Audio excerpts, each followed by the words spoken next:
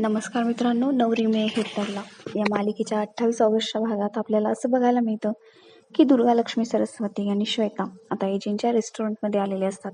लीला नेमकं काय काम करते हे बघण्यासाठी. आता लीला तिथे आलेली असते आणि लीलाला बघून त्या आश्चर्यचकित होतात आणि नंतर हसायला देखील लागतात. लीला म्हणते, झालं, सापडले आता मी यांच्या कचाट्यात. पण मला आता माझा जॉब करायचा आहे. मी आता ड्युटीवर आहे आणि ह्या माझ्या कस्टमर आहेत, त्यामुळे मला सर्व्हिस करायचीच आहे. आणि लीला तिथे जाऊन थांबते. आता श्वेता म्हणते, अच्छा, हा जॉब दिलाय का तुला एजंटनी, आणि हा मजला आहे का तुझा इथपासून तिथपर्यंत. आता दुर्गा म्हणते, श्वेता, कुठलंही काम लहान किंवा मोठं नसतं. काम करणारा ते काम कसं करतोय, किती मनापासून करतोय ना, हे जास्त महत्वाचं असतं. आणि एजंटसाठी त्यांचे वेटर खूप महत्वाचे आहेत, जास्त जवळचे आहेत, कारण वेटरचा संबंध हा डायरेक्ट कस्टमरशी येतो आणि एजंटसाठी त्यांचे कस्टमर म्हणजे देवता आहे.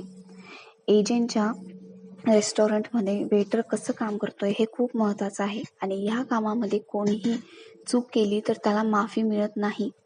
तर मग लीला, आज तुझी आम्ही परीक्षा घेणार आहोत आणि एवढं लक्षात ठेव की ह्या परीक्षेत तुला पास करायचं की नाही ते मी ठरवेन आणि एजंटकडे माझ्या शब्दाला किती किंमत आहे हे तुला माहिती. त्यामुळे तू वेटरचं काम कसं करते हे आता आम्ही बघणार आहोत. आता लक्ष्मी म्हणते, हो, आणि त्याचा फीडबॅक सुद्धा आम्ही एजंटना देणार आहोत.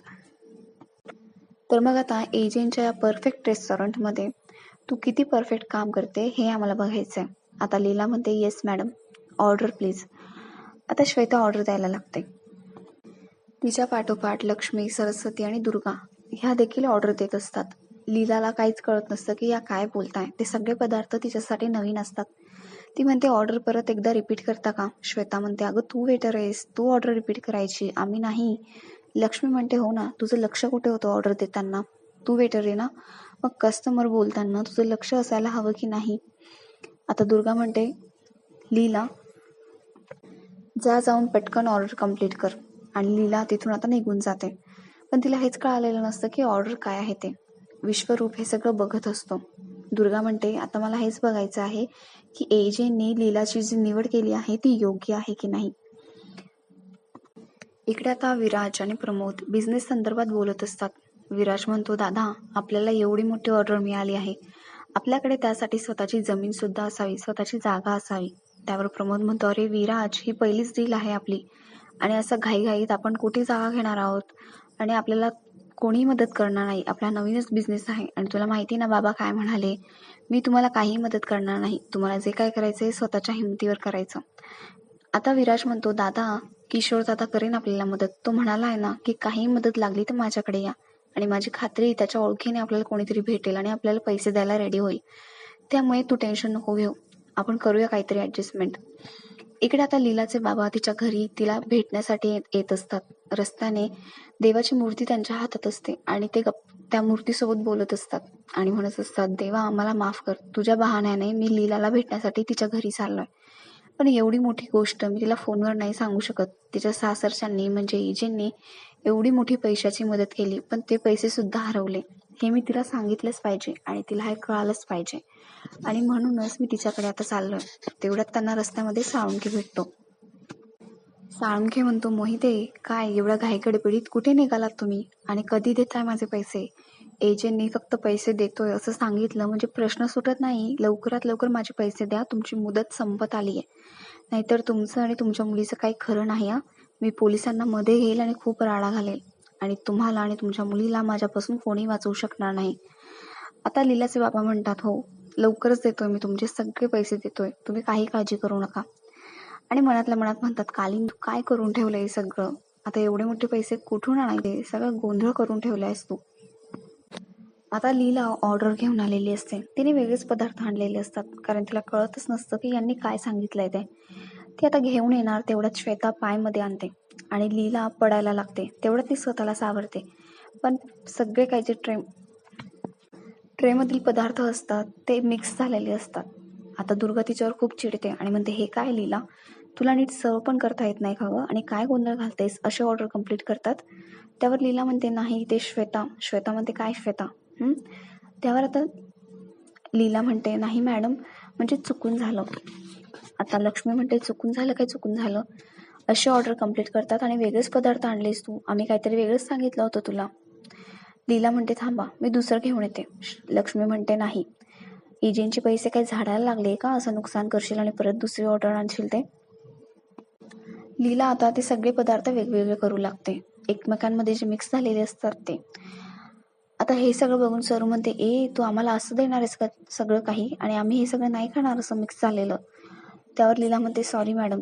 दुर्गा म्हणते सॉरी वगैरे काहीही नाही. सॉरी म्हटलं म्हणजे झालं का सगळं.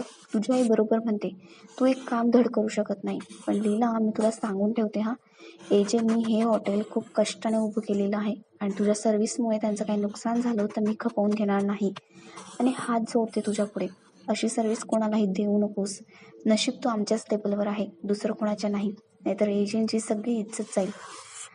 आता दुर्गा म्हणते की चला सगळ्यांनी घरी जाऊया, जी सर्व्हिस बघून ना माझं पोट भरलंय.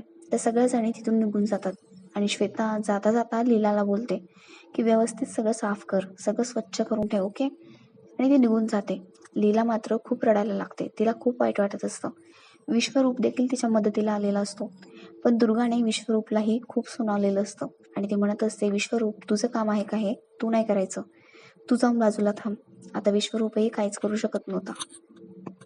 आता लीलाचे बाबा आजींना भेटलेले असतात आणि बाळकृष्णाची छोटीशी मूर्ती त्या आजींना देतात आणि ते म्हणतात की मी लीलाला फोन करून यायला हवं होतं, पण मी तसं नाही केलं. आजी म्हणतात अहो असू द्या, काही नाही होत त्याच्याने, आणि आज जन्माष्टमीच्या निमित्ताने तुम्ही ही मूर्ती बाळकृष्णाची आम्हाला दिली, आता याची मी आजच स्थापना करणार आहे. आजी आता रूपाला सांगून नाश्ता करायला लावतात, पण बाबा म्हणतात नाही याची काही गरज नाही, मी जेवण करून निघालो आहे. बाबा मनातल्या मनात विचार करतात की देवा तुझ्या निमित्ताने मी लीलासोबत भेटायला आणि बोलायला आलो, पण माझी श्रद्धा खूप खरी आहे, मनापासून आहे, म्हणून तुझ्या घरात आज स्थापना होणार आहे. माझा मार्ग जरी चुकीचा असला तरी सुद्धा माझी तुझ्यावरची श्रद्धा आणि विश्वास अटळ आहे. इकडे आता लीला बाजूला येऊन रडत असते. तिला खूप वाईट वाटत असतं आणि ती विचार करत असते की कालपर्यंत मी किती छान सगळं काय करत होते, पण या चौघींसमोर मी सगळं काही गोंधळ करून ठेवला आणि आता माझा जॉब गेला तर, आणि त्याहीपेक्षा जास्त एजंटची ह्या हॉटेलची जर इमेज कमी झाली तर मग काय करायचं. तेवढ्यात तिथे किशोर येतो आणि लीलाला अपसेट बघून तो लीलाकडे बोलण्यासाठी आलेला असतो. आता किशोर म्हणतो लीला काय ग, काय झालं, रडतेस का. लीला म्हणते नाही नाही, असंच इथे येऊन जरा वेळ उभी राहिली होती मी. किशोर म्हणतो नाही कसं, मी पाहिले तुझ्या डोळ्यामध्ये पाणी, काय झालं, कोणी बोललं का तुला. आता लीला सगळं सांगायला जाणार तेवढ्यात ती स्वतःला आवरते आणि म्हणते नाही नाही सर, कोणी काही बोललं नाही, पण मला असं वाटतंय की मी सतत काही ना काही चुका करत असते आणि मी हा जॉब व्यवस्थित करू शकेन की नाही असं मला वाटतंय. मला का कुणास ठाऊक असं वाटतंय की मी हा जॉब नाही करू शकणार. पण नाही नाही, मला असं करून चालणार नाही, कारण मला ते परवडणारच नाहीये. काहीही करून हा जॉब मी टिकवायला हवा. किशोर म्हणतो का, असं काय कारण आहे. त्यावर लीला म्हणते नाही कारण असं काही नाहीये, पण मला हा जॉब करायचा आहे. किशोर म्हणतो हे बघ लीला, बाबांनी तुझ्यामध्ये काहीतरी पाहिलंय आणि म्हणूनच तुला हा जॉब दिलाय. तू तुझं काम प्रामाणिकपणाने आणि शांत डोक्याने कर, सगळं काही ठीक होईल.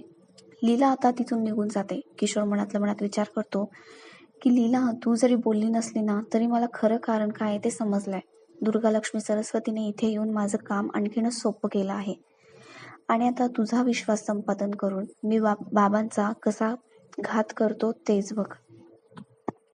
इकडे आता बाबा घरी जाण्यासाठी निघालेले असतात.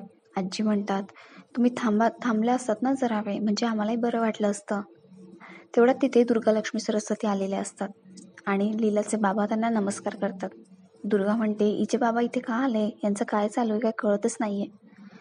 आता आजींच्या बोलण्यावरून तिला समजतं की ते बाळकृष्णाची मूर्ती देण्यासाठी आले होते. आता इकडे लक्ष्मी आणि सरस्वती एकमेकींमध्ये बोलत असतात. लक्ष्मी म्हणते इकडे यांना व्याहांचा मान मिळतोय आणि तिकडे यांच्या मुलीला नोकरीची जबाबदारी दिली आहे. सरस्वती म्हणते अहो वहिनी, हे जे हुशार आहेत यांच्यासोबत कसा डबल गेम करायचा ना त्यांना चांगलं माहिती, आणि दोघी जणी हसायला लागतात. श्वेता म्हणते लीलाचे बाबा तिला भेटण्यासाठी आले होते, म्हणजे लीला घरी नाहीये हे त्यांना माहितीच नव्हतं. 1 मिनिट, म्हणजे लीला जॉब करते हे त्यांना माहिती नाहीये आणि आपण त्यांना हे सांगायला हवं. आता लीलाचे बाबा बाहेर जायला लागतात आणि बाहेर जाऊन श्वेता त्यांना सांगते तुम्हाला माहिती नाही का लीला घरी नाहीये, म्हणजे बाहेरच गेलेली आहे, पण एजंटच्या रेस्टॉरंटमध्ये ती जॉब करते आहे असं. त्यावर आता लीलाचे बाबा म्हणतात नाही. श्वेता म्हणते कदाचित तुम्हाला तिला सरप्राईज द्यायचं असेल. मला काय वाटतं, तुम्ही प्रत्यक्षात एजंटच्या रेस्टॉरंटमध्ये जा आणि तुमची लेक किती छान पद्धतीने जॉब हँडल करते ते स्वतः बघा आणि तिला सरप्राईज द्या. आता बाबा रेस्टॉरंटमध्ये जायला निघतात आणि श्वेताने तिचं काम केलेलं असतं. इकडे आता लीला विचार करत असते आणि ती ऑर्डरसुद्धा सर्व करत असते. तेवढ्यात तिच्या मागून विश्वरूप येतो आणि विश्वरूप म्हणतो, लीला मॅडम, तुम्ही अगदी व्यवस्थित तुमचं काम करताय. अजिबात काळजी करू नका आणि तुम्ही कुठलीही चूक करणार नाही आहात. बिनधास्तपणे तुमचं काम करा. लीला म्हणते, तुम्हाला कसं कळलं माझ्या मनातलं? त्यावर विश्वरूप म्हणतो, एजंटच्या रेस्टॉरंटमध्ये चांगल्या मनाची माणसंच काम करतात आणि जे त्यांनाच कामावर ठेवतात. तुमच्यातला हा चांगुलपणा बघूनच त्यांनी तुम्हाला काम दिलंय. त्यामुळे तुम्ही अजिबात काळजी करू नका. तुमच्या हातून कुठलीही चूक घडणार नाही. तुम्ही थोडा डिस्टर्ब असाल तर लॉबीमध्ये पाणी सर्व्ह करा. तुमच्या जागी मी इथे कोणाला तरी दुसऱ्याला नेमतो. लीला म्हणते, ठीक आहे. लीलाचे बाबा आता हॉटेलमध्ये आलेले असतात आणि ते म्हणतात की मला वाटलं सुद्धा नव्हतं की लीला एजंटच्या बरोबरीने पार्टनर म्हणून काम करेल. लीला बाळा, खरंच तू माझा मान राखलास. ते आता लीलाला फोन करणार तेवढ्यात विचार करतात, नको नको, तिला सरप्राईज द्यायला हवं. मला ना तिला कामामध्ये गुंतलेलं बघायचंय. बाबा आता वरती यायला लागतात आणि तेवढ्यात लीला त्यांच्या समोरून जाते. ते लीलाला वेटरच्या कपड्यांमध्ये बघतात आणि शॉक होतात. त्यांना खूप वाईट वाटतं. त्यांना असं वाटतं की लीला इथे काहीतरी मोठं काम करत असेल, पण लीला तर वेटरच्या कपड्यांमध्ये असते. ते म्हणतात, म्हणजे लीला इथे वेटरचा जॉब करते आणि लीला सगळ्यांना पाणी देत असते, तिथे कामं करत असते. हे बघून बाबांना खूप वाईट वाटतं. त्यांच्या डोळ्यात पाणी आलेलं असतं आणि ते म्हणतात की लीलाला असं काम करावं लागतंय. ते आता तिथून निघून जायला लागतात. तेवढ्यात त्यांना विश्वरूप दिसतो. विश्वरूप म्हणतो, लीलाचे बाबा इकडे या. भेटलात का लीला मॅडमांना? त्यावर आता बाबा म्हणतात, नाही, म्हणजे माझं काम तसं नव्हतंच, मी सहज आलो होतो. त्यावर विश्वरूप म्हणतो, काय झालं, काय प्रॉब्लेम आहे का? कारण बाबांच्या डोळ्यामध्ये पाणी असतं. बाबा म्हणतात, नाही नाही, लीलाला अशा कपड्यांमध्ये बघितलं असं काम करताना आणि मला वाईट वाटतंय.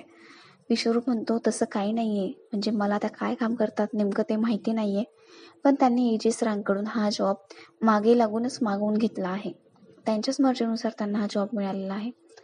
आता बाबा म्हणतात, ठीक आहे, आणि आपला आजचा हा भाग इथेच संपतो.